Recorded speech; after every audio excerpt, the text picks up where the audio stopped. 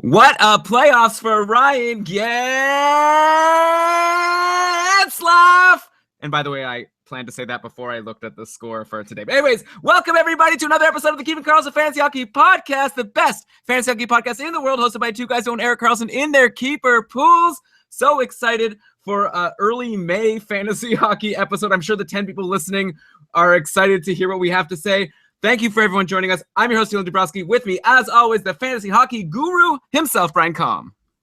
Hello, Elon. Hello, everyone. I think I'm getting better at rolling with whatever billing you give me off the top. I will be whatever you want me to be. And what I am right now, I'm excited. We've seen some pretty good playoff hockey. We finally have our first semi-finalists, our first conference finalists. The Nashville Predators have recently advanced on the shoulders and back of Pekka Rinne. And everyone's saying, like, Pekka Rinne, oh yeah, top goalie in the league, no doubt about it. Never got his billing. Of course, we've been all over that over the last, 4 years. But, hey, it's fun to pretend that nothing bad ever happened to Pekka Rinne. I mean, sure, definitely if he keeps this up, then he will be ranked very high for next year's drafts. And I don't think I'll be drafting him especially high. I don't think he's bad. He's okay. He was good for you in the cupful this year for most of the year, but clearly he also had some slip-ups. But okay, let's not start with Pekka Rinne. We've got a big show for you guys today, by the way. There's been some news, some minor news, the kinds of things that now seem exciting, and then by the time the trade deadline comes, or I guess not the trade deadline, what do you call it? The July 1st, trade embargo being lifted or free agent signings. Free agent signing day. Yeah, free agent signing day. I don't know if that's the actual name. But anyways, yeah, once that day comes, all the stuff we're going to talk about here is going to seem like such piddling nothings. But for now, it's all we have, aside from some playoff performances. So we're going to go through some of the news. Then we're going to go through some playoff performances. I think we got a pretty good show for you. Before we get into it, let's mention that we are presented by DobberHockey.com. They've got great content coming every day, any time of year. You know that they publish every month a ranking of the top fantasy forwards and defensemen and top keepers. And then I'm sure Dobber Prospects is listing rankings of prospects. It's pretty impressive. Sometimes I get a question on Twitter, Brian, and it's like, who would you take between this guy in a keeper league? And I'm like, I don't know. There was one recently, which maybe I should go and find out what it was and then get your actual thoughts on it. I responded to it. But I checked out Dobber's list of keepers. It was really helpful to give me a sense of what people are thinking about some of these people in terms of their long-term projections. It's a great site. That's just the tip of the iceberg of what you could find over at DobberHockey.com. Yeah, and of course, there's sister site, brother site, sibling site, DobberProspects.com, also churning out fantasy podcasts through the offseason, through the summer. One of our own patrons, Cam Robinson, was a guest over on the podcast recently. You should go check that out for all your prospect needs. Dobber Prospects has it. Wow. You know what? I'm just gonna turn off all these notifications that are popping up, so I can't go on Facebook because then things pop up. Okay, sorry. By the way, if you're curious, Brian, I have the tweet up. It was from @HockeyFlynn asking, @Keeping Karlsson, who has the better 3-year future fantasy-wise, Konechny or Fabry? And I saw on Dobber Hockey in their list that they had Fabry a lot higher. I think it makes sense, right? With Steen slowing down, I could see Fabry holding a spot in the top 6 in the top power play very soon. I'm not sure if that spot is going to be as wide open for Konechny. And also, I guess Konechny maybe has more of an injury risk, even though Fabry's the one who's been injured throughout all of these playoffs. Anyways, that was that. Let's get on to our content for today. Let's start in Carolina. The Hurricanes have signed Scott Darling to a 4-year, $16.6 million contract. That happened on Friday. Chicago had traded for his rights earlier in the week, and I was expecting to come on the show and be like, what does this even mean, trading for the rights? Can we talk about this? Is this going to happen? But I guess obviously they knew something. They knew that's all they needed was to send Chicago something so that they can get Scott Darling's rights to negotiate so that they can agree to this deal. Seems like a lot of money for a backup goalie. I'm curious to know, Brian, is Scott Darling a backup goalie? Is he the kind of guy that comes with a pedigree that we expect to one day be a good starter in the NHL and now finally is his chance? Or is this kind of like Chicago or is this kind of just Carolina rolling the dice on a backup who's been pretty good for a little while, but no one expected him to be a starter and they're just hoping for the best? Well, before becoming a backup goalie, he was the anti-pedigree. He grew up not far from where the Blackhawks play, but and as his career progressed, he eventually ended up getting thrown off his college team at the University of Maine in his second year. Then he went through some struggles, or maybe not then, as part of that probably. He was struggling with substance abuse and social anxiety that were just derailing his life and, of course, hockey career. But he got a chance to begin rebuilding his career over 2 years in the Southern Professional Hockey League, which You probably haven't heard of it before unless you've read about him. It's several large steps away from the NHL, and if team names and locations like the Louisiana Ice Gators and Mississippi River Kings don't give that away, then you can also try and picture it as a league where it's a big step to get to the ECHL, which is in itself a pretty big step below the AHL. Not a lot of players make that jump. Like, was this a league where people would pay to go watch the games, or did like Scott Darling pay to play in this league, like my brother and his Sunday Jewish men's hockey team? Yeah, I'm guessing Scott Darling wasn't just a rent-a-goalie for these teams. Like, he did get paid maybe a meager wage or salary, and it was like a reclamation path. And it actually like turned out there was a chance of meeting with Mitch Korn, who rose to fame as the Predators' goaltending coach. And sure enough, with all the hard work and also the breaks that he got, Scott Darling, he made the jump to being a full-timer in the ECHL in 2012-13, and that's like only 4 seasons ago. And even in that time, he's come a long way. He was a full-time AHLer for the Predators affiliate in Milwaukee the next season. And then the season after that, well, we know the rest. 3 very good to excellent seasons backing up in Chicago with 1 Stanley Cup and a couple long assignments while Crawford has been injured, to Scott Darling's credit. So that's why I say he's got the anti-pedigree. Nobody you would have ever expected to have an impact, especially like he was drafted a decade ago in the 6th round by Arizona. They could use him now, couldn't they? He's 28 years old, and he has 75 career NHL games to his name. So if you're asking, is he somebody who should have been a starter all along? It's hard to say because he just was not on any sort of NHL career track. This could be a chance for him to prove it. Yeah, I mean, so, okay, let's take a look a little deeper now in terms of like what Scott Darling has done. He's a .923 goalie overall in 3 seasons with Chicago. He played 75 games. It's a bit over a season's worth for a starting goalie. He's 28 years old. Carolina was the 27th team in save percentage last year. So, like, you can't do much worse than their goaltending was. So I feel like even if Scott Darling is just average or even a little bit below average, it'll still seem like a huge improvement over Cam Ward and Eddie Lack. Which makes me, and also I feel like Carolina could be a good team, right? Like maybe if they had a better goalie, they could have been a playoff team this year. Like we talked all season long about all of these, maybe fringe fantasy relevant guys. Skinner was fantasy relevant all season long, but then guys like Lindholm, Aho, Teravainen, Victor Rask, Jordan Stahl, then on defense, Falk, and then Pesci and Slave. Like they've got a lot of guys who seem good. Of course, I look at them in terms of fantasy. I don't know how good they are at actually winning hockey games. Obviously not that great, but I think a lot of it must have had to do with the weak goaltending. I'd be curious to know, like, what tier would you put Darling in going into drafts next season? Like, do you consider Carolina a good team? Because I feel like, to me, if I were to guess, and you always look at it in terms of, how good the goalie is, how good the team is, and then how many games you expect the goalie to play. And it seems like Darling is probably going to get a lot of games. He's getting paid over $4 million a year. I assume he's coming in as the starter. And it seems like he's a pretty decent goalie, at least average from what we've seen so far as a backup on Chicago, though obviously Chicago's a good team and maybe you'll say that they were helping him out. But then the big question mark is how good of a team is Carolina? I feel like we don't know because they lose all the time, but it might just be because their goaltending is bad. Yeah, so like there's a lot to unpack with Carolina because they've been regarded as dark horse favorites to contend for the playoffs, not just last year, but the year before that too. Everyone thought, well, they got Eddie Lack, so maybe they're on their way. They're just a goalie away, and they have some smart minds in the front office, and by all accounts, Bill Peters behind the bench is a smart man too. But you referenced, Elon, their Achilles heel, a 27th in the league in save percentage last year. Even worse, like that was actually an improvement over the couple years before that. Over Bill Peters' 3 years with the team, they rank 29th overall in the NHL in all situations save percentage, ahead of only the Dallas Stars since the start of the 2014-15 season, coincidentally, which is about the time Scott Darling started playing in the NHL. So the question is that save percentage failure, is that a coaching thing or is it a goaltending thing? And it's a question you need to ask because, anyone who's saying, well, Scott Darling is definitely better than Eddie Lack. Remember that Eddie Lack arrived in Carolina with a .917 career save percentage, good recent history, and a strong pedigree. And as you know, things have not worked out there, at least not outside of some short spurts. And I think they've wasted him. But maybe this is different with Scott Darling. And there's a few reasons to think that it could be. The first is that Cam Ward at this point is totally run out of rope by now. Like when Lack was coming into the organization, it seemed like it was going to be a nice transition plan. They platoon for a bit and then slowly hand the reins over to Lack. But at this point, I feel like the Canes just have to be out of their minds, hopeless and faithless in their options right now. So no rope for either of the guys there, which means Darling is coming in a much better situation than Lack was before.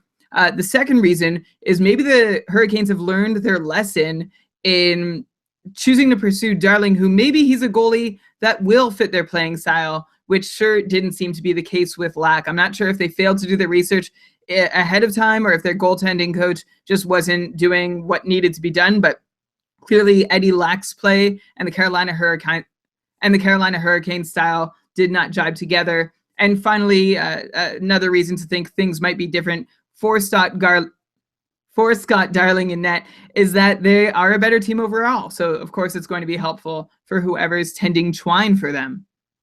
Yeah, I'm going to be very interested to see how Darling is going to be ranked in, draft projections going into this season. Like, I could see him being overrated and people being like, oh, he's going to be the next Martin Jones or Cam Talbot, a backup goalie going to a new team and then killing it in their first year on that team. But I could also see him being underrated because people might be like, oh, it's Scott Darling. I mean, how good could he be and how good could Carolina be? I feel like if it's me, sorry, let me just take a drink of water.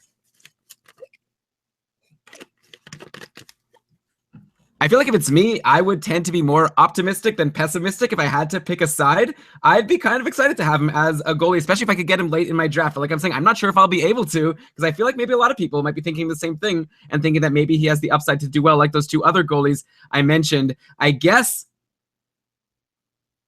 we'll find out later in the summer series, Brian, in Schmore Goaliesborg, where exactly you want to put him, unless you want to throw out a comparable goalie now where you could see him being drafted around the same time as.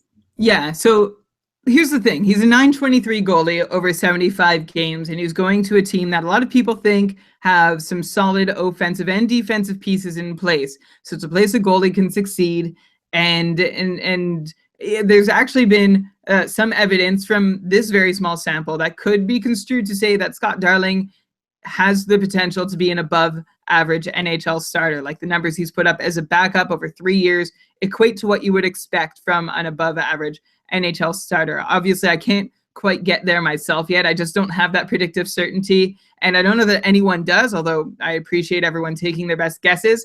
But I think there's a chance that he can be average at least. I think there's a really good shot of that. Above average would be really nice, and I still think it's more likely that he's above average than, say, several other goalies around the league, like Cam Ward, who we know better than what to expect from them.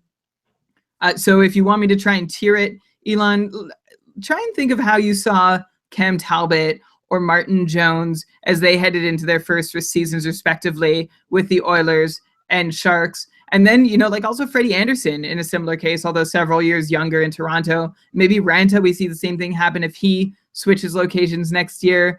I would put Darling in the good goalie, good team tier, which is usually about tier 3, where you want to get an established starter. Cam Ward still lurks, and so does Eddie Lack. But my current thinking is that the number one job is Scott Darling's to lose, and I don't believe he would sign with the team based on his exit interviews in Chicago. I don't think he'd sign with a team that promised him any less. And the Canes have also, with the contract they offered him, definitely put their money where their mouth is on having him as their number one heading into camp. Yeah, okay. Maybe we don't need to spend another 15 minutes talking about Darling. One more. Okay, let me throw one comparable at you. Who would you draft earlier, Scott Darling or Robin Lehner? Yeah, there's huge problems on the back end in Buffalo that Lehner was able to make up for. Can he do that again next season? I don't know. So I am going to go with Darling for that reason. I thought you were going to give me Darling or Rene. Actually, that would be interesting too. Okay, so we'll talk about it more. It's pretty funny, Brian. The chat room, by the way, we're doing a live show. I don't know if people realize this. You could tune in every time we do a show, keepingkarlsson.com/live. The whole chat room has been all about this Edmonton blowout of Anaheim. No one even cares about the Scott Darling conversation until, Brian, you said that you would put Darling in your tier 3. And then Lewis, of course, chimed in and said, you've heard it here first. You've heard it here, folks. Darling is Brian's favorite goalie. That's high. tier 3. If you're putting him there, that means you're putting him over a lot of guys. But anyways, we'll talk about it more during Sport Goaliesburg. Wanted to get that in. Let's talk about another guy who's even lesser known to most fantasy players than Scott Darling. Another interesting signing. How about the Vegas Golden Knights signing center Vadim Shipachyov from the KHL to a 2-year contract? And of course, you know me, Brian. I don't know too much about what's going on outside the NHL, but apparently this guy, Shipachyov, 30 years old, finished 3rd in KHL scoring this season as a member of SKA St. Petersburg. And I've heard you say SKA St. Petersburg before. That is the Kovalchuk team. Am I right?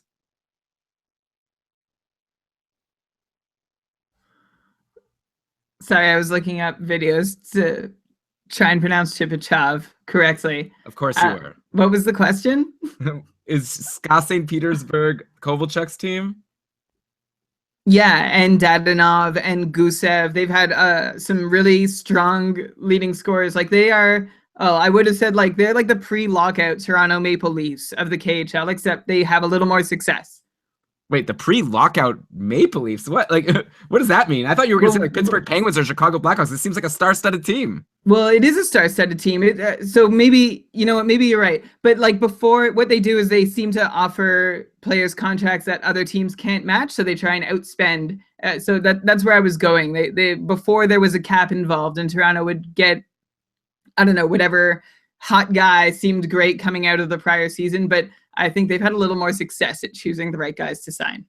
Okay, so anyway, Shipachyov, and people in the chat room are also wondering now how to pronounce that, but I'm going with Shipachyov until someone tells me something different. Maybe we'll get iTunes reviews saying someone stopped listening because we didn't say his name right. But hey, to be fair, that person who left that, we need to leave them alone already. They apologized. They said it was kind of crazy, and they said they loved the show. So we're not going to rag on that. There are two like anonymous listeners you love to rag on. It's that guy and I don't know. I was going to say the guy who said Vancouver's better than we think, who you like to bring up in every conversation when we talk about Vancouver, except you were actually very responsive. I don't think you ever ragged on him.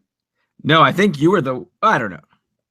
I probably did. I think I said, sorry, dude, but Vancouver kind of sucks. And we'll talk about Vancouver in a second. Okay, let's go back to Shipachyov. Okay, so I guess, yeah, my question is, who is this guy? Is he another Panarin or Radulov who will come in and make a big impact right away? Like, we don't even know any of his teammates yet, which makes it kind of hard to really analyze his fantasy value. But I'd be curious, so like we talked about Vegas last episode, and you were saying it's pretty unlikely that they're going to have a leading scorer over 60 points if you look at other expansion teams that have come in over the past like 20 years. But it's been a long time. So maybe, you know, the climate has changed. There's a salary cap now. I don't know. You know, like maybe there'll be better players available. We'll see.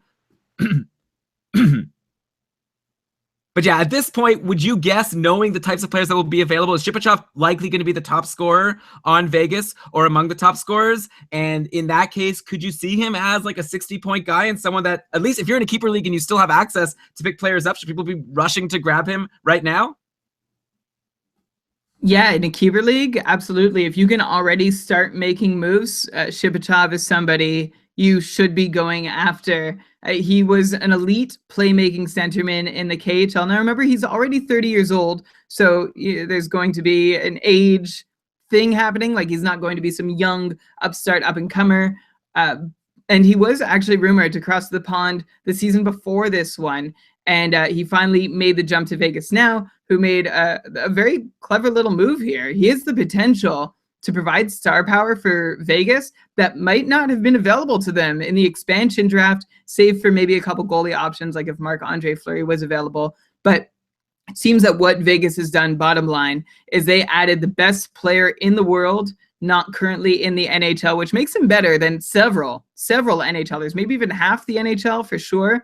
And you asked if he could be like the next Panarin, and that's the hope, that he can come in and do something like that. Rumor has it, last I saw, there was a report that Vegas was trying to sign his teammate, Evgeny Dadonov, as well. And that could be helpful. In the KHL, a lot of focus, or at least this is what I've read, is on 3-man units working together through the season. Like, they're really solid. There's not a lot of line mixing and matching. And if you've got these three, and if you've got your top line of 3 players performing very well together, they are working as a unit. So maybe if Dadonov ends up with Vegas, this is all speculation, of course, that built-in stability and chemistry could go a long way in helping Shipachyov put up some higher end fantasy numbers. And by the way, just to clarify, like you mentioned how we were looking at expansion teams 20 years ago to see where their top scorers finished in the point standings. Like that was a long time ago. We haven't had a new team enter the league since the lockout. So, and the game has changed a lot since then. So I wasn't trying, that was more like a for fun exercise. But hey, if there's a Vegas Golden Knight who can hit 60 points, I don't know that there's going to be a better bet after the expansion draft than Shipachyov. This will be fun to watch. I'm very excited to see, obviously, who their goalie will be. We talked about it on the last episode that maybe it could be future Stanley Cup winner, well, and past Stanley Cup winner, Marc-Andre Fleury. So who knows? They could have some star power on this team. Could be a fun team. Like, who knows? Maybe they won't be the worst team in the league. Maybe the worst team in the league will be the New Jersey Devils, but maybe not, because now they got the first pick in the draft. How do you like that segue, Brian? So that's, I guess, the next piece of news, talking about more players that I haven't really heard of. So it seems like the top prospects, and by the way, before we get into this, I'll say we plan on having a prospects episode soon to actually give you more details about these guys, but you're seeing names like Nico Hischier or Nolan Patrick as likely being one of the players that New Jersey is going to take with their top overall pick after having won the lottery. I'm curious to know, Brian, if you could give me anything in terms of what we can expect from this top player now that we know that he's going to go to New Jersey. Like, we've been seeing some top players drafted doing really well in the NHL. Like Connor McDavid and Austin Matthews have obviously set a standard that's going to be very difficult to match, and I don't think anyone's expecting that from Hischier or Nolan Patrick, and I'd imagine being on New Jersey makes it a little harder, though they do get to play with Taylor Hall if they make it to the top line, if they play in the NHL next year. Like, I really don't know much about these guys. What do you think? Do you have any general thoughts about New Jersey getting this top pick and what you can expect from the top pick this year compared to like some of the other guys who have been first overall picks in the past few years? Yeah, well, you say he's going to play for the New Jersey Devils. The Toronto Maple Leafs did not seem like a place where you could put up a ton of offense until the start of this season, although you could see the pieces coming together for Austin Matthews to have a great season, though we admittedly did not see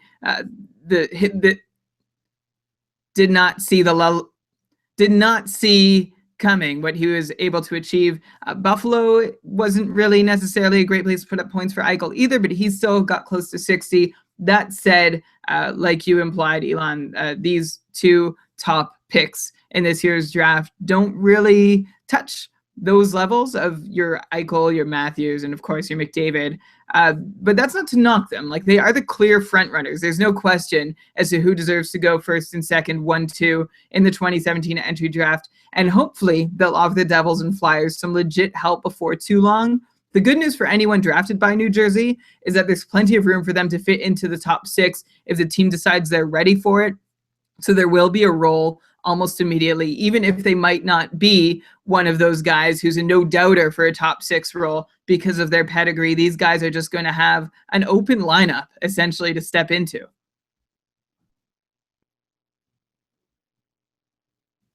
Sorry, I hear a banging in my apartment. Are you okay? Are you in danger? I don't think I'm in danger, but I think the podcast might be in danger of having banging noises. Huh, do you hear that? Yes.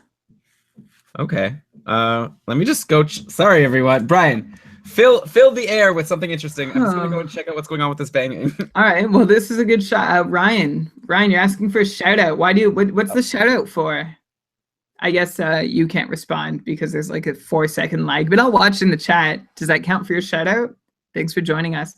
Elon, okay, Brian, are you back? Because I was really weak. You didn't do well? It's hard. No. Well, I asked Ryan L a question, but then realized there's a delay in his. All right, I'm going to give Ryan L a shout out because he wants one. So here we go. So right in the chat room, Ryan is saying he's picking Taylor Hall next year after figuring out that New Jersey is going to be getting this top pick. I guess that makes sense, right? If you're down on Taylor Hall, if you have him in a keeper league, or if you're eyeing him, obviously he didn't have such a great year this year compared to the numbers he put up for Edmonton the year before, and probably a lot of that is due to the fact that he doesn't have really great players to play with. This will be one more great player to play with, maybe not next year in terms of someone who could really elevate Taylor Hall, but you'd imagine one of these guys is going to play with him and make him or bring him back or give him the ability to get back to being the 70-point guy that I know you still think he can be. Yeah, and don't make it seem like he wasn't that far off his Edmonton pace. He had a 60-point full season pace compared to 65 points in his last full season in Edmonton. And yeah, of course, I think he's capable of more. Maybe a little more potent power play would help him, even though he's never really been able to rely on a ton of power play points in the past. But of course, another quality piece in the top 6. Not to say that that's what one of these guys can be right off the top, but yeah, certainly helps. And Pavel Zacha will be another year older, which I think is maybe the more realistic scenario to hope for in thinking that Taylor Hall's going to have a little more help with Devils depth in the top 6. Yeah, Kyle Palmieri's still there. I don't know. Maybe this could be good. We'll get into Devils talk later. But anyways, interesting to see. It'll be fun to see how things shake out at the draft. I always love the draft day also because that's when some fun trades happen. But okay, let's go to another signing. How about the Leafs signing Nikita Zaitsev to a 7-year contract? So I'm interested to know what you think about this. He's a guy who we talked about so much going into the season. I was really wringing my hands about which defenseman I wanted to go with. If I wanted to go with a rookie defenseman between Zaitsev, Provorov, and Zach Werenski, I ended up going with Werenski in the couple. Not that it helped me very much. I didn't win, but whatever. I was happy with that choice. Zaitsev went in and out of free agency all throughout the year, but he had a pretty decent rookie season. You know, he had 36 points in 82 games, which is not bad for a defenseman. I feel like he probably has upside for more in the coming years as the Leafs have all of this young talent that's going to get better and better. I wonder if even next year, could we see him being like a 40-point defenseman? I'm curious to know, Brian, what do you think about Zaitsev long-term for people in a keeper league? Or, you know, I think he's going to be worthy of drafting at least in most formats next year. Do you see him as a guy who like is probably going to hover around 35, 40 points for the rest of his time in this contract with the Leafs? Or do you think he has the potential to be closer to like a 50-point defenseman like Zach Werenski was, and that a lot of people think like Provorov can be? Yeah, I think if that's what you think, we're very far apart on this one. There has been lots of debate over whether the contract was worthwhile to give him this much money for this much time. You're tying yourself up for, you know, some while, and maybe you hope the cap rises. But as we know with the David Clarkson contract, that's not a reason to sign a player for more than they're worth. It really does seem like a lot of cash and a lot of term for what Zaitsev has offered defensively today, which hasn't been enough to even solidify him as a top 4 NHL defender. It's like a fringe top 4, more likely bottom pairing guy. He does get that power play time, which is nice, and that helped pad his point totals this year.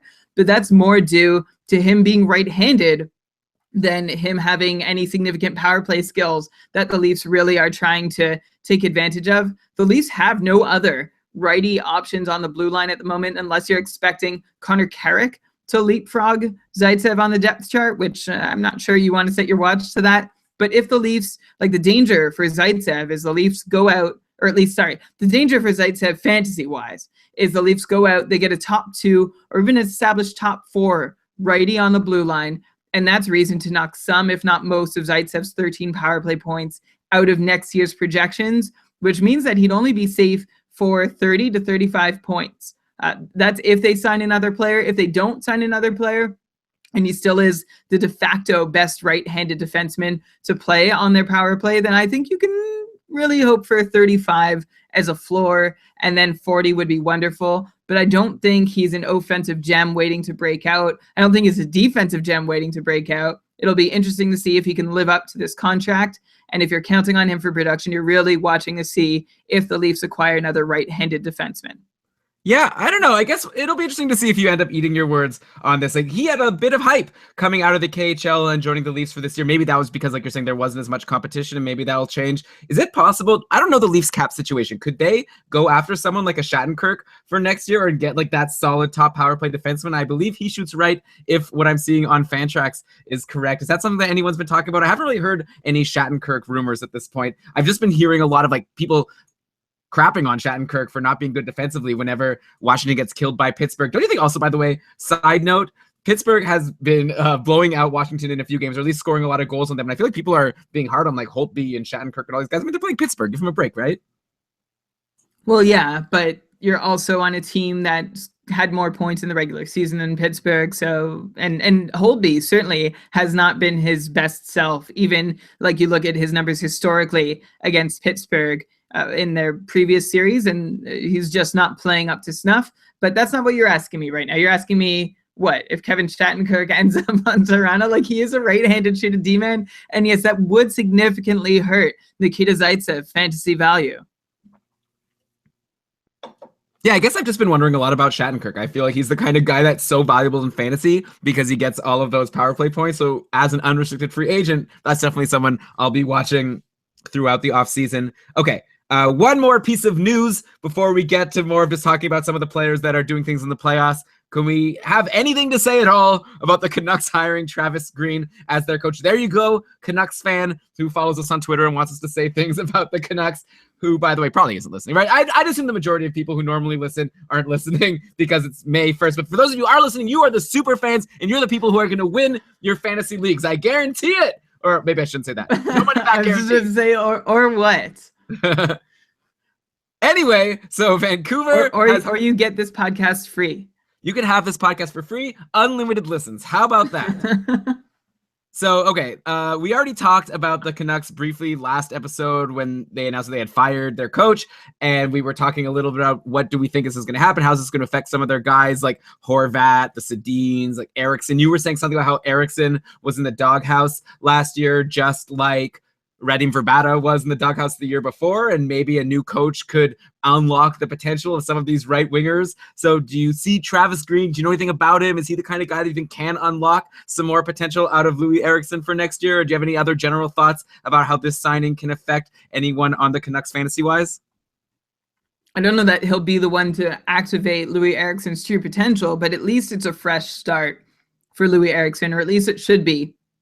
Travis Green seems someone who has been rumored to be a top candidate for NHL head coaching jobs, including Vancouver's just a couple of years ago. It's been happening for several years now. I'm not sure what to expect from him as a head coach, but I do think any change has to be good news for Louis Eriksson, just because, yeah, there's going to be a reset. He's going to have to reprove himself with whatever early opportunities he's offered, but I believe he's still capable of doing that. And that's really the most obvious impact I can see from here. I don't see anyone else on the roster needing a reset. Perhaps it's bad news for Brandon Sutter, who really was the gem of, well, actually, it's still the current front office. So I'm very curious to see how he's deployed next season, if he's still considered to be a franchise cornerstone centerman. But yeah, Louis Eriksson is as far as I'm willing to go for Travis Green. And hopefully the whole lineup sees a little bit of a bump, like a 5-point bump in all their totals with a more, hopefully, competent coach. We'll see just how far Travis Green can go with most of the front office of Vancouver still intact. They certainly deserve their share of the blame for how things went with Willie Desjardins at the helm. Yeah, it seems like what coach could have led this team into the playoffs? And sorry, okay, I know people hate it, or that one guy at least hates it when we crap on the Canucks. Brian, I feel like maybe I missed something when talking about how New Jersey got the first overall pick. I see people in the chat room here talking about Philly. I should mention Philadelphia is going to get the second overall pick. And you were just saying how it's like Hischier and Patrick, and we don't know who will go first or second, and they're both really good. So that means Philly is going to get one of these guys. I think that could also be interesting, and maybe that goes to an argument that maybe Travis Konechny could get hurt if he gets bumped down the depth chart by one of these guys. I don't know why I'm just bringing up Travis Konechny.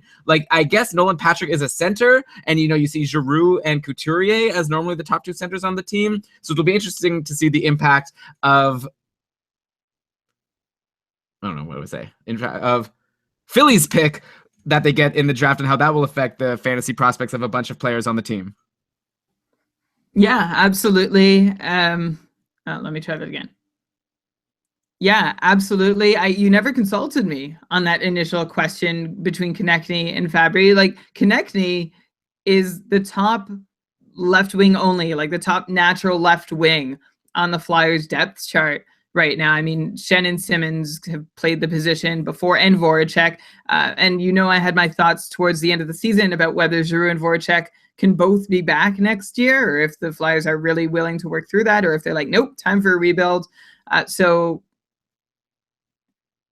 where I'm going with that is, I guess, to say that Konechny could see opportunity. And Elon, remember Fabry last year? It was frustrating. No St. Louis Blues could really produce unless they were playing with Tarasenko. So it wasn't really important to be in their top 6. It was important to be in their top 3.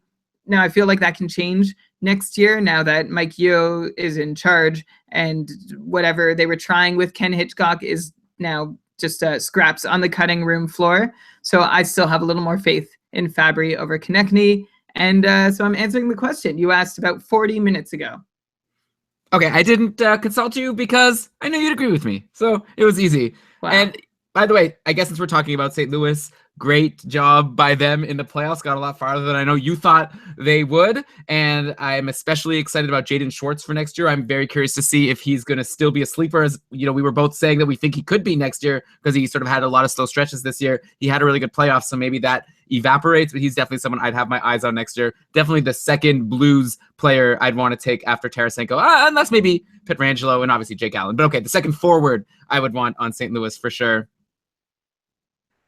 And with that, Brian, I guess I'm good to get into these playoff series. Maybe we could talk about a little bit about what we're seeing and which players are impressing us, which players are disappointing us, and if we think there's going to be any impact for next season. I know in general, though, before we get into that, like you think, and I think it makes a lot of sense, like we're not going to put too much stock into playoff performances. You know, we have to have something to talk about on a May 7th episode, but I'm assuming your general advice throughout all of this will be don't buy in too much. If anything, it's like if a player does really well in the playoffs and it raises his stock in fantasy, you should be the smart one to know to not let it raise his stock in your eyes and let other people overrate a player because of a good playoff performance, right? Yeah, this is the usual caveat that we offer before talking about playoff performances, but you've actually already listed some good ones that we're going to get into that do touch on players that we were surprised to see what they did in the regular season, or like have reason to be reevaluating and thinking hard about what they can do next year. So why don't you go through some of the hotter players in the NHL playoffs? Okay, so I started the show yelling his name, Ryan Getzlaf having an amazing playoffs. And again, I wrote this before today. As of now, it is 6-1 for Edmonton over Anaheim. So Edmonton is just destroying the Ducks. By the way, Brian, fearless prediction, and I'm putting myself out here because this will be recorded live for everyone to hear, and they'll know right away if I'm smart or dumb. I think Anaheim's going to win Game 7. How about that? I feel like whenever you see one of these big blowouts, the other team comes out really strong, especially at home for Game 7. I wouldn't get overconfident as an Oilers fan. Anyway, for what it's worth, Rickard Rakell just scored a goal to make it 6-1, by the way, and we'll talk about him in a second, but we have to talk about Ryan Getzlaf. I feel like we talked about him this season, but mostly in the context of, oh yeah, you should grab Rakell because he's playing with Getzlaf. You should grab Patrick Eaves because he's playing with Getzlaf. But I don't know if we really focus on how good of a year he had. He had 73 points in 74 games. So basically a point per game guy, which is an amazing season. That would put him in like the top 5, I think, of players if we, just looked at season point pace. And he's having a great playoffs also. 8 points in his last 3 games before today. 15 in 9 playoff games overall before today. He's basically number 2 behind Malkin, who's also having an insane playoffs in scoring right now. He's still not ranked in our patron rankings. So just to make sure everyone who's listening knows what I'm talking about, every day on our patron-only Facebook group, the amazing Dave Betton from the Stream Scheme podcast, which has had, I think, 2 or 3 really good episodes before it went into hiatus. Anyways, he has made a post saying, who do you guys want to rank next in our patron rankings? And then people vote on players. Then whoever gets the most votes, that player gets ranked. And then the next day, everyone's votes carry over. It's been a lot of fun, a lot of really good debates. I feel like half of the posts are like, how did this guy get ranked above this guy? And I think one of the clear questions is, how did this guy, and you can name any of the guys, I'll name some of them for you in a second, Brian, like, how can this guy be above Ryan Getzlaf, who isn't even ranked yet, when he was like a point per game guy last year? So, sorry, and I was scrolling and now I lost my spot. Yes.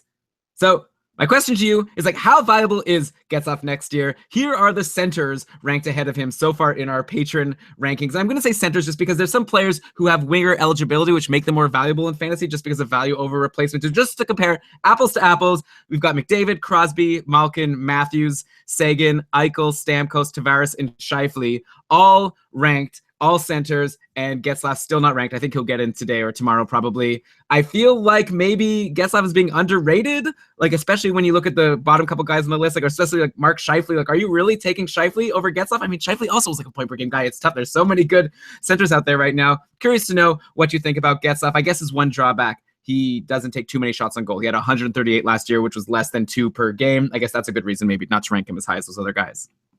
It's hard to say if Getzlaf is being underrated himself or if those other guys you've mentioned who the patrons have ranked ahead of him are being overrated. Like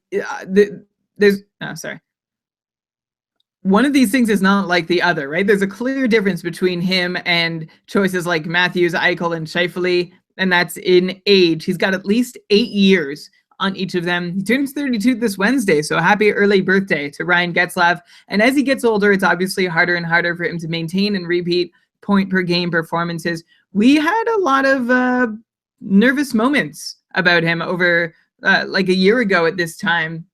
He had really slipped. He had one of the worst seasons of his career. And then he very quietly bounced back and he rebounded to what was really important for him, which is the higher than average on ice shooting percentage that he often has, which is thanks in part to Corey Perry's high shooting percentage, or at least it was in previous seasons. Like Getzlaf is a guy, usually you're looking at about somewhere in the 8%, maybe low 9% range, but Getzlaf has consistently had an on-ice shooting percentage above 10% in his career, and that is because of Corey Perry's high conversion rates. And Ryan Getzlaf really lucked out this year, lucked out, quote unquote, not to mean that he was totally lucky about it, but when Perry slipped and his shooting percentage was cut in half this year, Rickard Rakell helped out with a very high shooting conversion rate of his own to get that on-ice shooting percentage back up again. I would still be cautious about Getzlaf going into next year. His rate stats are definitely in decline. In fact, like his shots on goal and his Fenwick, as you mentioned, Elon, they took a real big hit this year, substantial, like more than you'd expect to happen year over year.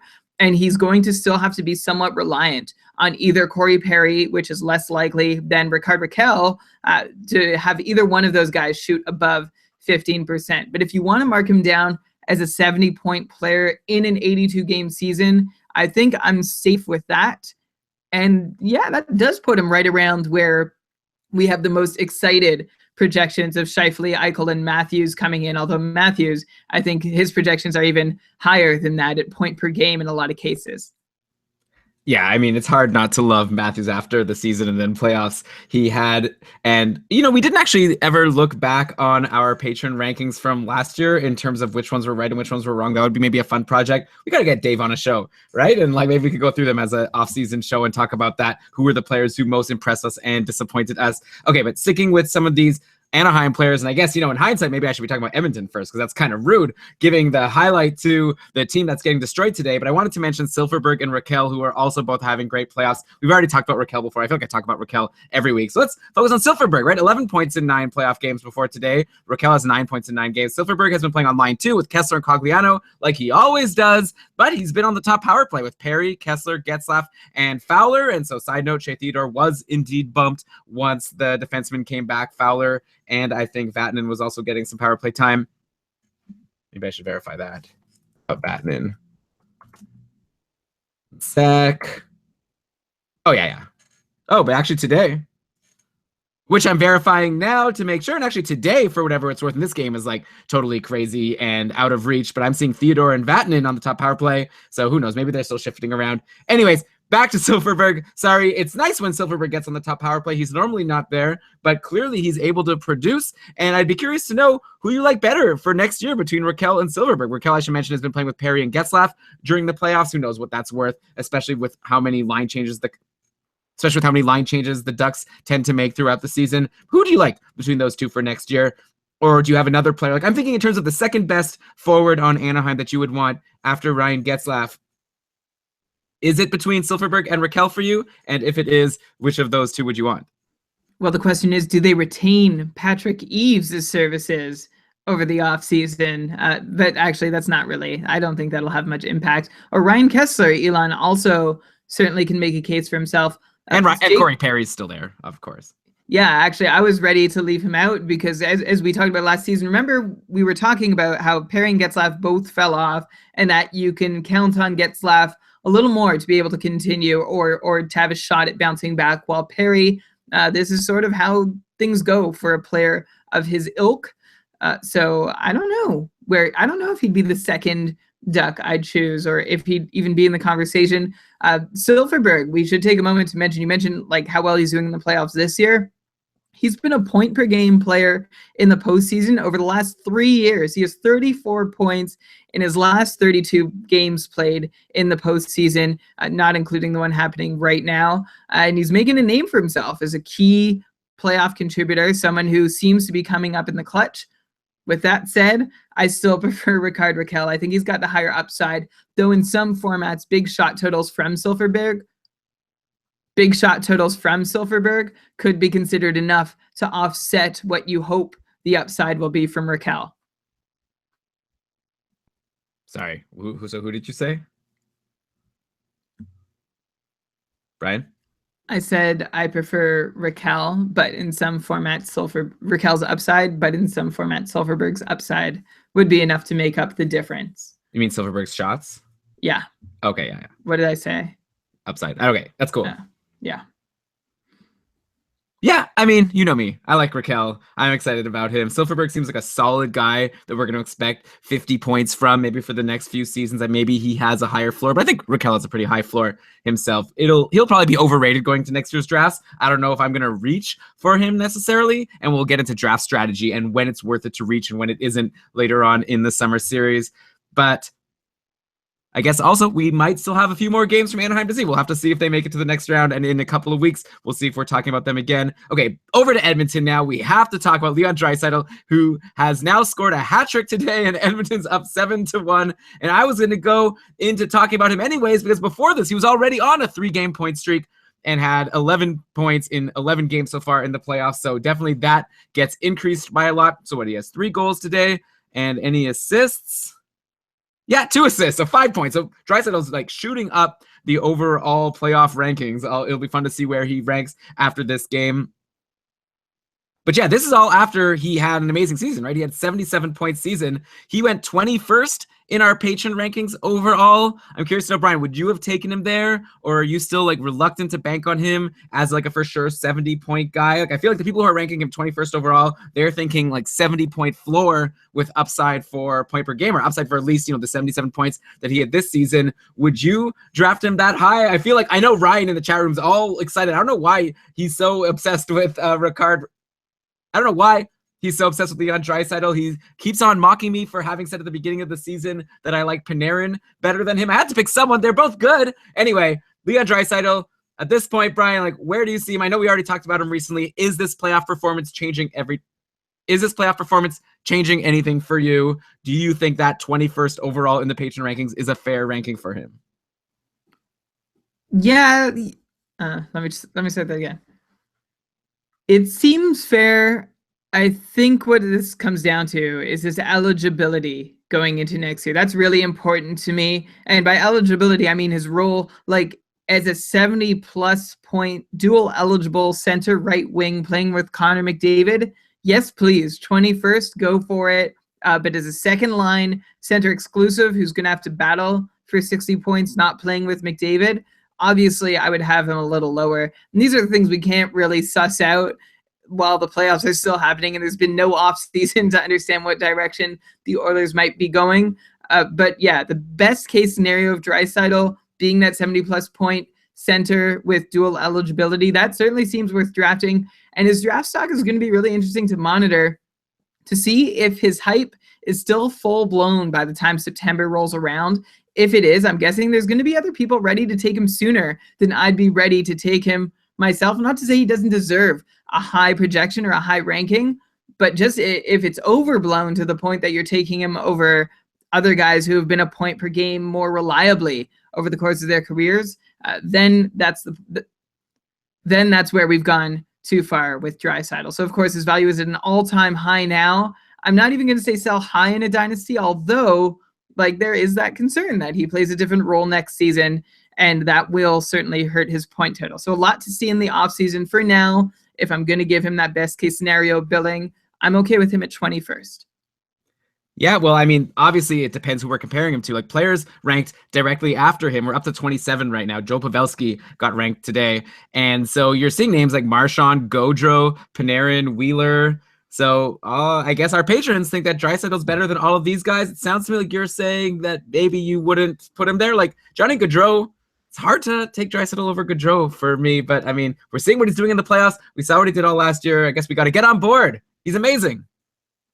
We're already on board. We don't have to get on board. We're there. Okay, we're there. All right, so let's stay on the train. How about maybe a more controversial player in terms of if he'll get drafted? This is a guy that I've never seen drafted in any of my pools ever, but I wonder if Pat Maroon has started to like cement himself as someone who needs to be drafted in most leagues next year. I'm not saying next year. I'm not saying as like a top guy, but someone who at least gets picked and isn't just a free agent for most of the year, especially if your league counts hits. He's having a good playoffs again, 7 points in 11 games. I think he has an assist today. Seems like he's with McDavid like all the time. I think throughout the playoffs, he's been playing with Connor McDavid. He only had 42 points last year overall, but Brian, I don't know about this. I don't know if you had time to research this, but like, I feel like he was probably closer to a 50 plus point guy when he was playing with Connor McDavid. Like there was that long stretch when Maroon wasn't on that line and then he wasn't doing anything. But with McDavid, he seemed to be getting points pretty often.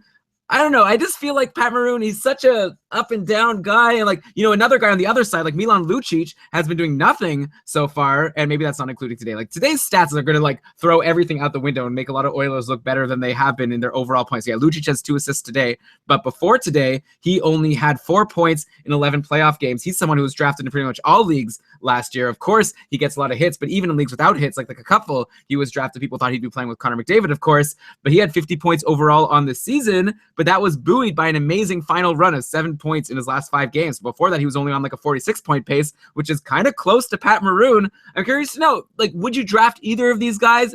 And if yes, like which one? I don't know. It's hard not to want to get the guy playing with Connor McDavid if we're seeing all throughout the playoffs that Edmonton likes to put these two guys together.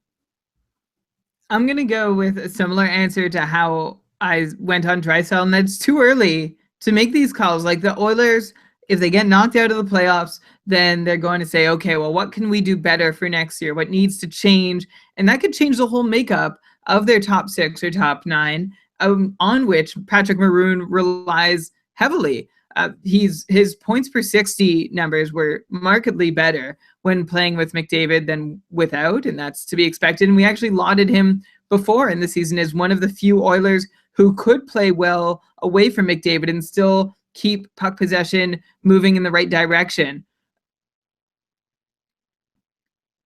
If I had to choose between him and Lucic, it's too early. I just don't know who's going to be playing with who. This is the sort of thing where you're watching daily updates leading up to your draft.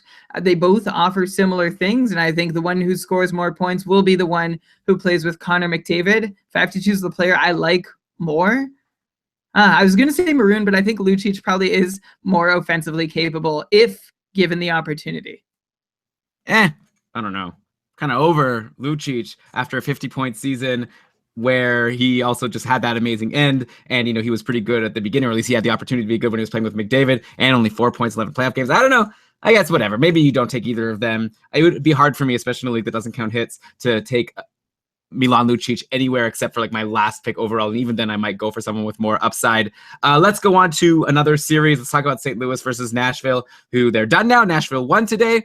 Good for them. Brian, you sent me an article from The Score of the top 5 underrated defensemen in the playoffs, which is good. Maybe you could link to that in our show notes. One of the names that jumped out to me was Joel Edmondson on St. Louis. I'm not sure if I would have been able to tell you what team Joel Edmondson was on if you just asked me randomly. He quietly put up 6 points in 10 games before today. I guess I could go and see what he did. So Nashville won 3-1, and the only St. Louis goal was from Stasny, from Tarasenko, and Schwartz. Okay, nothing from Joel Edmondson, but he did get +1, so he was on the ice for the 1 goal, and he had 3 blocks, and he played like 22 minutes. Yeah, that's what I'm saying. He got 49 minutes of power play time. So out of nowhere, he looked like he was one of the highly used defensemen on St. Louis. Like I said, 6 points in 10 games. That's pretty good for a defenseman. Make that 6 points in 11 games, sure. +11 in the playoffs. I know plus minus isn't a great stat, but it's nice to know he's on the ice for all of these goals, playing over 20 minutes a game. He was getting second unit power play time with Parayko over the last couple of games. Like, who is Joel Edmondson? Is he the type of guy that I should be thinking about going to next year's draft? If you're in a deepish league and you want to grab your last defenseman, someone who might have upside to do something for you? Or is this just like a grinder that you'd never consider drafting? You just happen to have a good playoffs? It's the latter. He's not somebody that you want to go out and grab. Remember, he's still got Pietrangelo and Parayko ahead of him on the depth chart. Who is he, though? He's a second-round pick from 2011. He's 23 years old, who broke into the league about the same time Colton Parayko did last season, and very much in Parayko's shadow. But he earned a lot of defensive responsibility at the outset, and then he was in and out of the lineup for like Robert Bertuzzo at some point for whatever reason. And this year he has emerged as a top 4 defenseman who can be relied upon to play some heavy minute nights, like 20 plus minutes, and take on some difficult assignments every now and again. So great if your pool somehow has a measurement for defensive ability, but not so much if you are relying on him to produce for you. Okay, well, just wanted to throw his name out there. If the score threw it out there, then I thought I might as well. Okay, also on that list is Ryan Ellis, who is somehow going into today at least leading Nashville in scoring. He had 9 points in 9 games going into today. I don't know if that still lasts, but yeah, he's been having a great playoffs. And to go along with his 9 points in 9 games, he had like 30 blocks and 21 shots, so helping in a lot of categories. He actually had a pretty solid regular season as well. Kind of quiet, like not like Getzlaf, not as good as Getzlaf, who I said had a quietly productive season, but Ryan Ellis was pretty good. He had 38 points in 71 games, which is a 44-point pace, which is really good for a defenseman. It's a lot better than Zaitsev, who I brought up as someone that we might be excited for next year. Maybe I'll have to ask you Zaitsev versus Ryan Ellis. Anyway, do you think he could do it again next year? Like, is he a 44, 45-point guy? Like, I feel like it's hard to rely on a defenseman who seems so obviously to be at best the third on his team's defenseman depth chart, like, obviously behind Subban and Roman Josi. So I guess my question to you is, number one, like, what can you expect from Ryan Ellis next year? Is he going to be at least a 45-point defenseman, which seems really high for me? And also, how about this? Is he the best number 3 defenseman in fantasy right now, like in terms of a team's number 3 defenseman? Okay, so I'd have to have depth charts in front of me to figure that out. I'd say he's probably at least in contention with the depth chart, with the excuse me. No, I forget. Just start that over if you don't mind. Okay. You were just like, all you said was I need to have the depth charts in front of me. It's okay. Yeah, but now I need to remember the team. Oh, Calgary. Well, to answer that question to the best of my ability, Elon, maybe we'll do this over the summer. We'll pull out the depth charts and see, but off the top of my head, Calgary would be maybe the other team who has a third defenseman that can compete with Ryan Ellis. You're jumping a little bit ahead by saying, like, for sure 45-point guy, but I think he's got a good shot at it. And I didn't say that. I just asked if he could be. That's what he did this year. Okay, so yeah, well, he didn't get 45 points. He had 38 points in 71 games for the pace that would take him almost to 45 points. Yeah, he's been good. He's been able to contribute a couple shots a game for 2 seasons now, actually 3 seasons now, which makes him valuable in formats that count that. Sorry, just a second. I need to drink some water. Go for it. Very important podcasting tip for you people thinking of starting a podcast. Stay hydrated. Very tough. You got to keep your voice nice and silky smooth all the way through. There you go. Just a little tip. What's going on in this chat room, by the way, Ryan? What are you read? Like, every time I look, I see you writing something with capital letters, and like, what's plagiarism here? Okay. All right. I'm gonna go. Are you starting over again? Just start over again. You haven't said anything. All you said was Calgary. Okay. One depth chart that might have a third best defenseman comparable to Ryan Ellis off the top of my head would be in Calgary with whoever you'd put there, and Brody probably would be the guy. But yeah, he's probably one of the better third guys. We'd have to pull out a bunch of depth charts to have a look if we really wanted to dig into that. Ryan Ellis made a good name for himself this year as somebody who could come close to 40 points. He would surpass it if he played all 82 games this year. But also for the last 3 years, he's steadily put up about 2 shots per game, which is a helpful thing for a fantasy defenseman who has 35, 40-point upside. The question is, does he have more? The thing that makes me think that he's not a 45-point defenseman, even if that's what his point total said this year, is that his shooting percentage personally was 12% this year at even strength. And on the power play, it was at 10%, which is still a little high as well. Like, a really good power play blue line score might be able to get close to that number, but I'm just not sure he's there yet. He had 16 goals this year. You can probably chop a few off for next year. And then can he make up for those lost points with assists? Absolutely. If he takes on a bigger role and sees even a little more uptick in his power play time. But until he really actually sees that in hard numbers, I'm not ready to say that he's a sure shot for 45, but a good bet for 35, 40 with a couple shots per game. Yeah, and especially if he's also going to give you blocks, like it's a pretty solid depth guy. I think he should be drafted in most formats, especially those bankers and mash leagues. Okay, Brian, you know me. I'm a nerd. Of course, I have some teams ready to throw out at you that might have a better third defenseman, and I'd be curious to know if you think Ryan Ellis beats any of those guys. Okay, how about Winnipeg? Well, Winnipeg would be like a long shot because I think we were kind of excited about Josh Morrissey by the end of the season behind Truba and Bufflin, so maybe that's not a good one. How about Toronto? You know, now that they have Zaitsev, they have Morgan Riley, and they have... I got to be faster at this. Jake Gardner. So I don't know which one you'd even call the third defenseman, but I feel like Riley and Gardner are guys, and Zaitsev, they're all guys who have been on fantasy rosters at least. I don't know. I think I'd rather have Ryan Ellis over one of them. How about Minnesota with Spurgeon, Suter, and Matt Dumba? So either Dumba or Spurgeon are both pretty decent third defensemen. LA, Alec Martinez made a bit of impact throughout the year. He was owned most of the time. You're getting so annoyed at me for going through this is so we can like be ready to talk about this sometime instead of just quickly flipping through depth charts. Hey, I'm not quickly flipping through depth charts here. I had the list in front of me. So sorry. Yeah, well, I don't agree is what I'm trying to say. I feel like you're grasping here, and I don't know if would you call Brady Shea the third defenseman on the Rangers? Maybe I'd like him, but that's just because their depth chart is all messed up. I mean, I almost feel like Brady Shea might be number 2 at this point. Like, in terms of fantasy, at least, who are you putting after Ryan McDonough and before Brady Shea? Like, I don't think Dan Girardi, unless you're only looking at blocks. No, I'm going to say Brady Shea doesn't count because he's the second best defenseman fantasy-wise. And he's been having a pretty decent playoffs, at least from what I've seen. Or he had that one good game against Ottawa anyways. Okay. So, whatever. You don't like my segment, so fine. We'll move on. It's a great segment. I love your segment. You know, if we were to say we'll talk about a segment.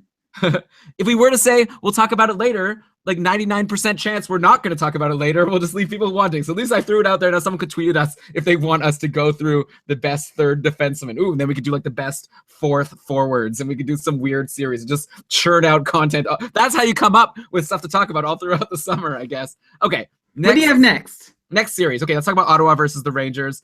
I guess we've got to mention JP Pajot, right? Who scored those 4 goals in game 2 versus the Rangers. And then he had another goal in game 3. Nothing in the last 2 games, but 7 shots on goal in those games. He's been getting more ice time than usual. Watching the games, I'm seeing Pajot getting a lot of opportunities.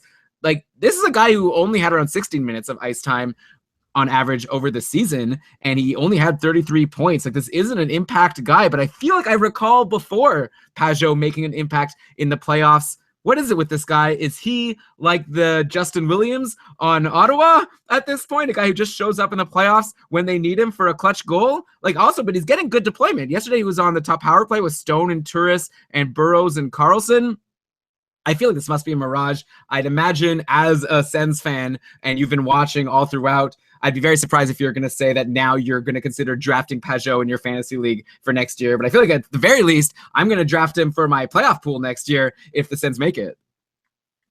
I guess you could. At one point, he had scored 5 or was it 6 consecutive goals for the Sens, and they had a hard time scoring as a team. That was starting from that huge comeback and then going into those 2 bad losses with the Rangers. He's looked very good. I was there in person to do the live eye test for game 5. What a game that was to be at for Sens fans, not the Ranger fan in front of me.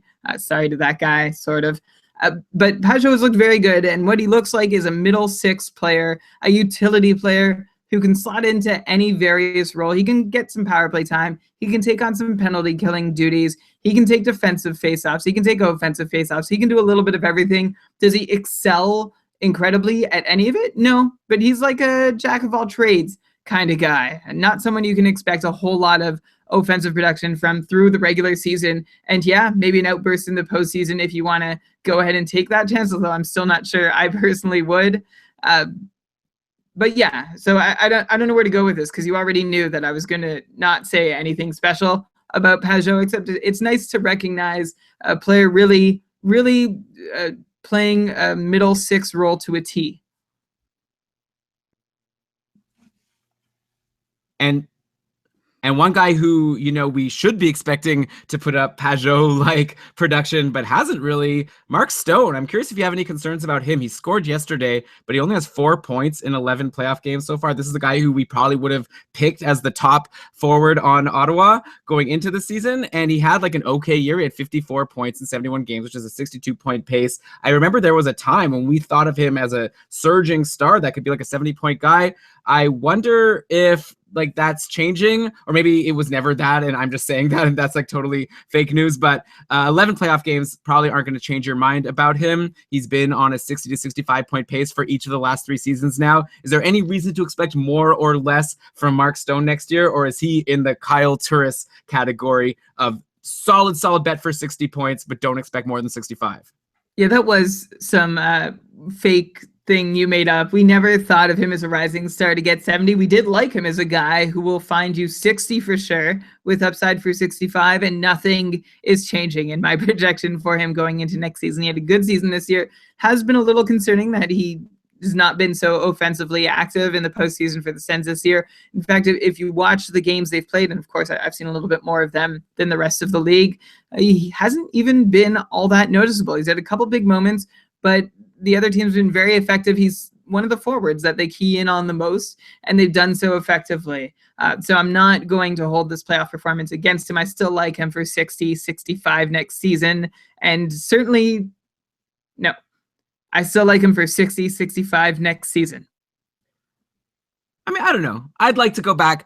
I don't know. I guess I'm never going to do this, but I'd love if one of our listeners could go back and find a time when Brian was especially high on Mark Stone. I think you were. At one point, I was. Or maybe it was just me. Okay. Anyways, over on the Rangers, they've been scoring by committee, kind of like they did just for most of the season. Zibanejad leading the way with 7 points in 10 games. Like, their leading scorers this season, I don't know if we ever actually went down the list. I know all throughout the season we were talking about, all these players on the Rangers are scoring. All the lines are producing. In the end, their leaders were Zuccarello with 59 points, Miller 56, Stepan 55, Kreider, and then like Hayes, McDonough, Grabner, Shea, Rick Nash, and then like Zibanejad actually was like way down there, but that's because he was injured. He was on a 54-point pace overall. I'd be curious to know, Brian, who's the first Ranger you would draft next year? Like, if you want a Ranger, I don't even know if it's for sure. Like, I guess Zuccarello led the team in points last year, and he's doing like okay in the playoffs. Is there anyone else? Like, I feel like Rick Nash falls way down. I feel like you'll be able to get him really late in your draft. I wonder if you would do that. But overall, it just seems like a team that spreads the offense around, kind of like Minnesota seemed like before. It's just a team where, can you really expect anyone to get over 60 points? You can hope that Matt Zuccarello can get there. Derek Stepan also has an outside shot, but that's about it. So Matt Zuccarello, I guess I tipped my hand there. He is the one I would want the most without a doubt. Then Derek Stepan. Then I'd be interested to see what Mika Zibanejad can do. He has looked amazing when he's played with Matt Zuccarello, and even without Matt Zuccarello this postseason, if they play the regular season together, I'd be really interested to see how high Zibanejad can get. If he can get close to touching 60, I have him as like a 50-55 guy, but if I know he's going to be tethered to Zuccarello for a whole season, I could bump him up to 55-60. And then, yeah, the question is, how many guys do you take before Rick Nash at that point? So we have Zuccarello, we have Stepan. I'm going to say Zibanejad. I'm going to say Kreider. And then I think I go Nash right around the time that you might go JT Miller or Kevin Hayes. Yeah, I don't know. I might even go with like a guy like Kreider over Stepan, but that may be more to do with position eligibility. Mark is saying in the chat room here, 27 goals means nothing, I guess. So yeah, like Chris Kreider, yeah. And by the way, he had 53 points, but that was in 75 games. So if you take his pace, by the way, he's correcting it, 28 goals. Apologies. But Mark, I'm quoting you here. Give me the right numbers. Okay. But yeah, Kreider overall had like a 58-point pace, which puts him right along with Zuccarello to lead the team in points. So yeah, it's just interesting to see a team like this. It's always hard to project who's going to be their leading scorers, but it's also nice to know that if you take one of these guys, they seem like a solid bet to get like at least 50. Yeah, I'll correct myself, and I will put Kreider ahead of Zibanejad, but I think I'd still keep him about the same as Stepan. And also, yeah, now let me take back. I got to be careful what I say here. I love the people who are here in the chat room. I just want to say thank you so much for your contributions. And Mark is saying now 27 was off the top of his head. That's pretty good. If it's off the top of your head, I don't think I would have been able to say how many goals Chris Kreider got off the top of my head. That would be a fun game, actually. Throw me a player in the chat room here, and I'll try to guess how many goals he had off the top of my head. But okay, I'm going to go into the last series for us to talk about. So Washington's been playing Pittsburgh. We thought it was going to be a really exciting series. It looked like Pittsburgh was going to run away with it, but Washington has had a couple wins recently. It's going to go to Game 6. Crosby missed a game with a concussion, and I was seeing all these questions, maybe not necessarily on our Facebook group. I saw like on Reddit, by the way, fantasy hockey subreddit, Reddit/r/fantasy hockey. It's pretty good. It's a good place where you could ask fantasy hockey questions. Lots of great discussion there.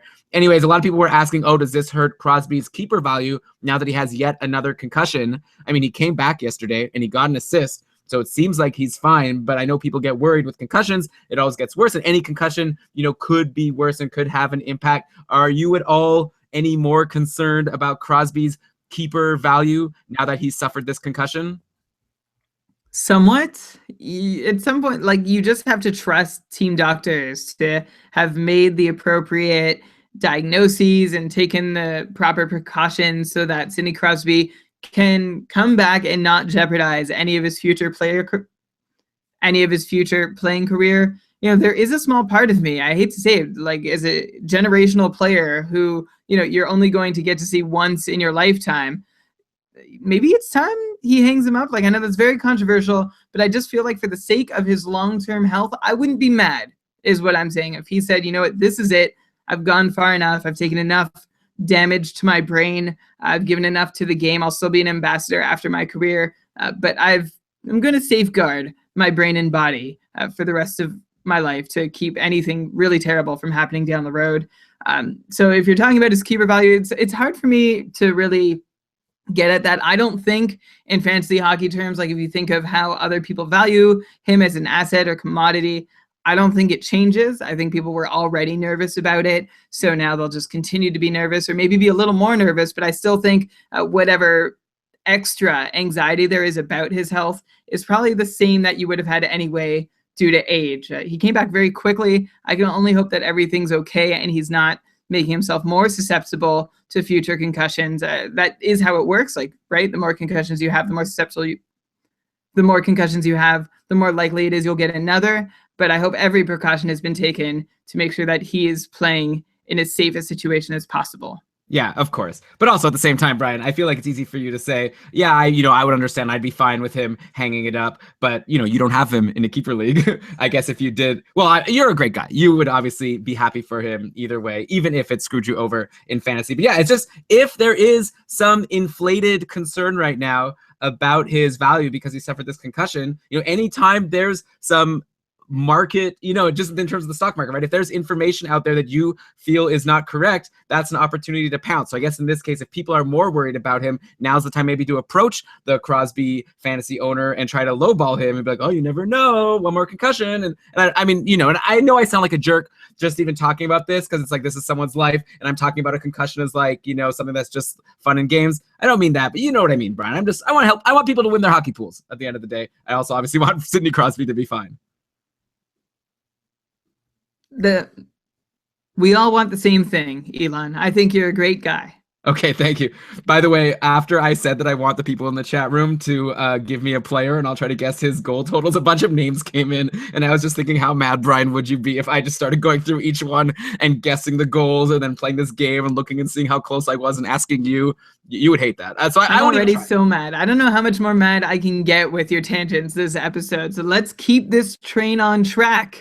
Well, I'm almost done. I'm almost done our content, and it's only 9:20. But okay, I'm going to keep the train on track. So, okay, we've already talked about Malkin and Gensel in the last episode and how great they've been doing. They've just kept it up. So both amazing. Gensel especially, so exciting to have a young player getting all these points, and we all just drool over what his potential is for next year. Probably going to be overvalued in drafts, so make sure to keep that in mind, and we'll talk about draft strategy again later in the episode. And I feel like a guy like Gensel is definitely going to be like going in like the top 2 rounds in some drafts, and everyone's going to laugh. And then who knows, maybe someone will end up striking gold with him and being like, I was right all along.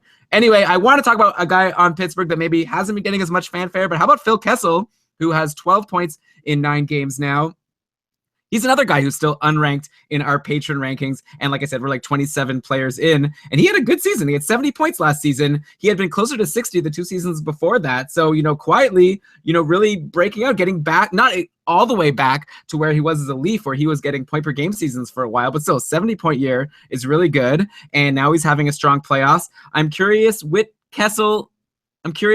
What Kessel do you expect for next year? A guy who has upside for a point per game, like he used to consistently get on the Leafs, or do you think he can at least be someone you can rely on to be closer to a 70-point guy like he was this year, or do you think you would still be ranking him as closer to a 60-point guy like he was the 2 years before that?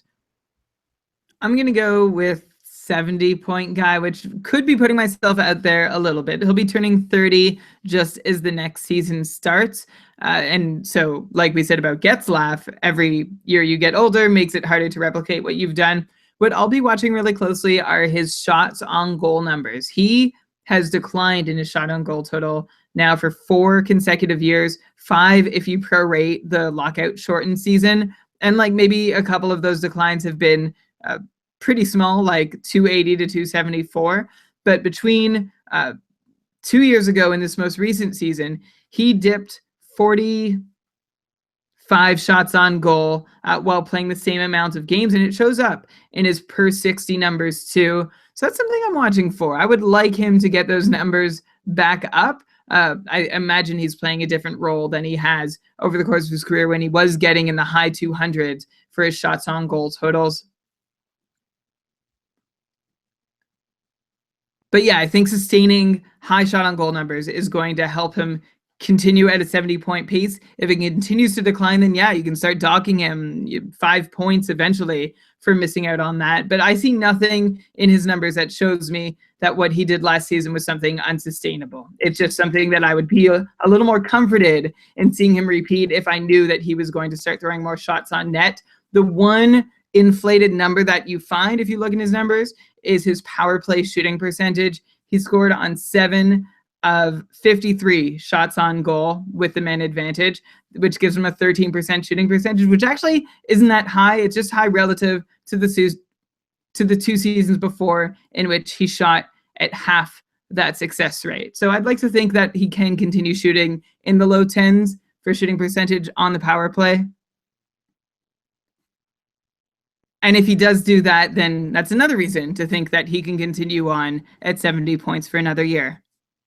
Yeah, I'd imagine in general your shot quality is going to be pretty good when you're getting passes on the power play from Crosby and Malkin. So it's definitely not unthinkable that he can continue to have a higher shooting percentage than average. Though if you're saying that he did worse than that on the same team the last couple of seasons, you can't know for sure. I like him as a 70-point guy, and I think he's kind of forgotten. Now everyone's so excited about Gensel. I'll bet you Gensel's going to be drafted higher than Kessel in a lot of leagues. Brian, you drafted Gensel higher than Kessel in our couple winners little draft that we did a couple episodes ago, and I guess they both are really good. Actually, the one that I guess was a mistake for you, and I shouldn't, throw too much shade at you because I think you're winning right now, or you're at least ahead of me, but you took Shiri ahead of Kessel as well. I guess you really were excited about that Crosby line. But anyway, it'll be fun to see where Kessel goes. I'd love to know, Brian, who you would take between Kessel and someone like Leon Draisaitl, who we talked about earlier. I don't know why I keep bringing up Draisaitl. He just, for some reason, I feel like you're the type of guy who would go with Kessel, a guy who's done it before, over a guy like Draisaitl, who, is only starting to be a 70, but Draisaitl's been almost 80-point guy. Kessel, we're saying maybe 70. So I feel like Draisaitl's the clear favorite, and it makes sense that he's ranked 21 while Kessel hasn't been ranked yet.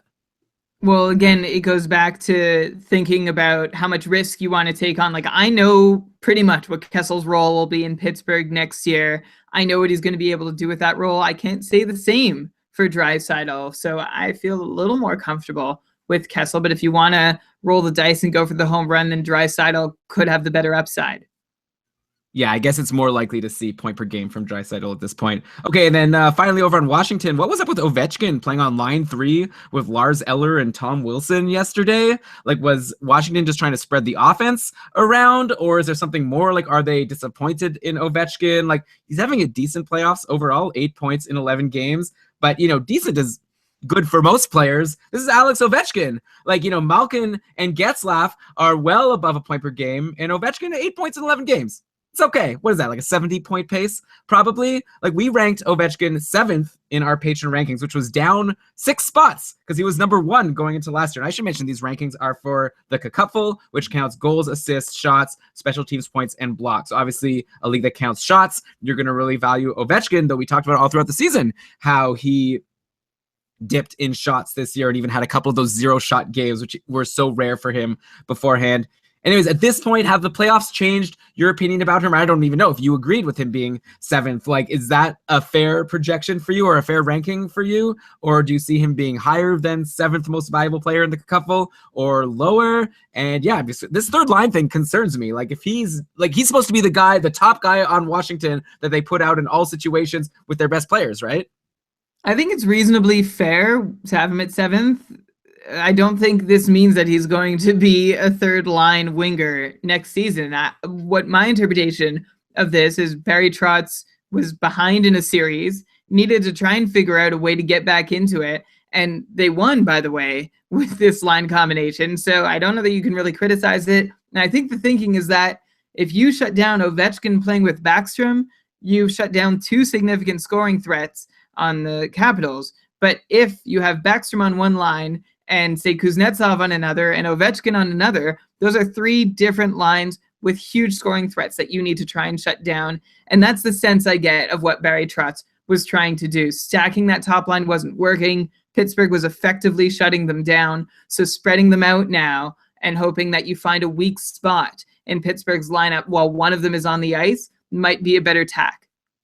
Yeah, I agree with you. I mean, I got to ask the questions. I'm trying to ask the question I think the listener is thinking. And yeah, when you get concerned whenever a star player of yours is playing on the third line. But yeah, it makes sense. You got to spread things around, especially when you're losing in a series and going into an elimination game. Maybe now's the time to approach the Ovechkin owner in your keeper league and be like, look, can you believe this guy on the third line? He's worthless. Here, let me give you Joe Pavelski for him. I'll take him off your hands. You know, who knows what you could pull off.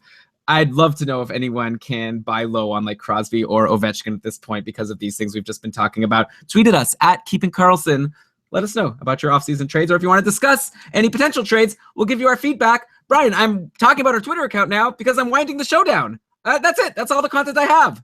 Are you sure there's nothing else you'd like to talk about, like the best middle 6 forward in the NHL or the best bottom pairing, but maybe could be top 4 guy next year? I mean, you're mocking me here. I feel like those would be very interesting topics. Yeah, they would be. They would be. They might be things we engage later on this summer, but not tonight. Okay, yeah. So thanks everyone for joining us live. This is a lot of fun. Thanks to everyone who's listening to the show throughout the summer series. I want to thank the patrons of Keeping Karlsson. We didn't really mention it too much. We talked about our patron rankings, but now's your opportunity to test out being a patron of the podcast for like such a little pittance, a little drop, like literally any amount you want to give us. Give us $1 a month.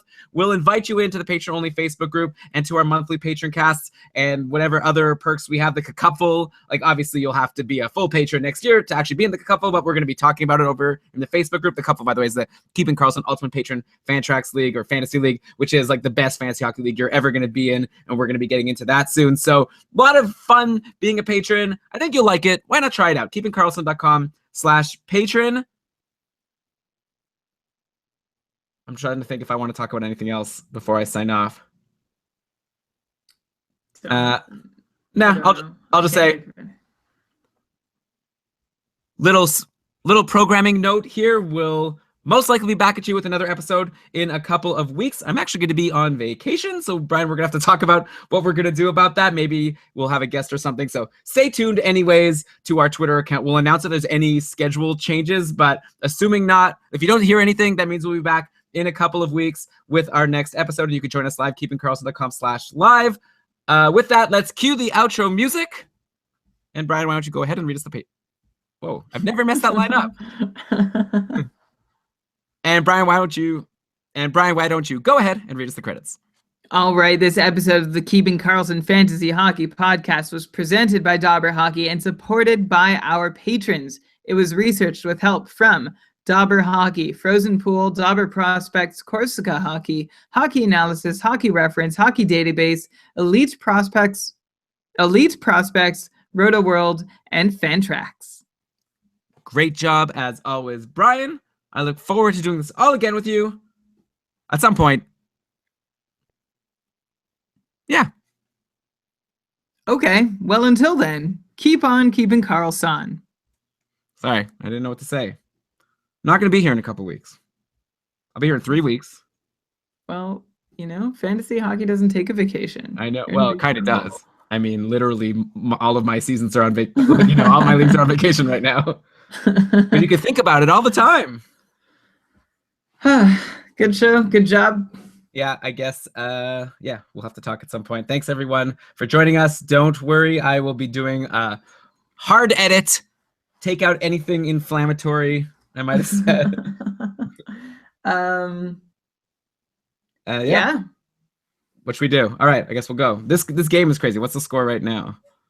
7-1. I wish it was 6-6. What do you think, Brian? Do you agree with me that Anaheim is gonna I feel like it's silly. Don't you remember the Sens? Like they had some series against Toronto way back, and like they destroyed the Leafs in Game 1, and it looked like, oh yeah, Ottawa's gonna kill this series. Look, they just won 6-0 in Game 1. Then they ended up losing the series. And also the Raptors just recently, they got killed in a game in their first round series, and then they won the series. I feel like these blowout games doesn't even mean much in terms of what's going to happen in the next game. If anything, I feel like it just fires up the other team. I would love to see the data behind it. These two examples that you pulled off the top of your head that are both very, very high. Well, yeah, it's cognitive priority. Yeah, I mean, obviously it's easy to cherry pick. I'm sure there's lots of other examples of a team getting destroyed and then continuing to get destroyed and then get swept. But obviously Edmonton and Anaheim has been a very close series. It'll be fun. I'm going to go Anaheim. I have to say I was rooting for Edmonton, but it's been so awful. I shouldn't blame the media for the team or anything, but it's just been so insane, the stuff that's come out of there. I know they've been really hard luck during the series with the refereeing. I get it. But all this talk, after they won games, after they went up 2-0, it was well, Adam Larson was, that's all they could talk about. It's well, let's get over the Larson for Hall trade. Your team is up 2-0 in the conference semifinals, and you're talking about and you're still trying to antagonize people about this trade that this proves nothing about. Anyway, it was annoying. Well, yeah, I'd feel bad for Taylor I would be okay if the Edmonton media just went away, and that means the Oilers have to be eliminated. Honestly, most media, right? Most hockey media, I feel yeah. they're filling space and filling time. You got to talk about something. They should get us in there. But yeah, Taylor Hall, imagine he's just chilling at home. He had an okay season. He probably isn't so happy to not be in the playoffs himself. Then he has to be getting mentions. Oh, Taylor Hall sucks. Look how good Adam Larson is. It's what did I do? I'm just sitting here. Anyway, he didn't ask to be traded. Cool. See you, Matt. See you, everybody. This was our post-show banter brought to you by Dabber Hockey. No, brought to you by us. Yeah, brought to you by us. All right. Have a good night, everyone. Thanks for joining us. Thanks. Bye.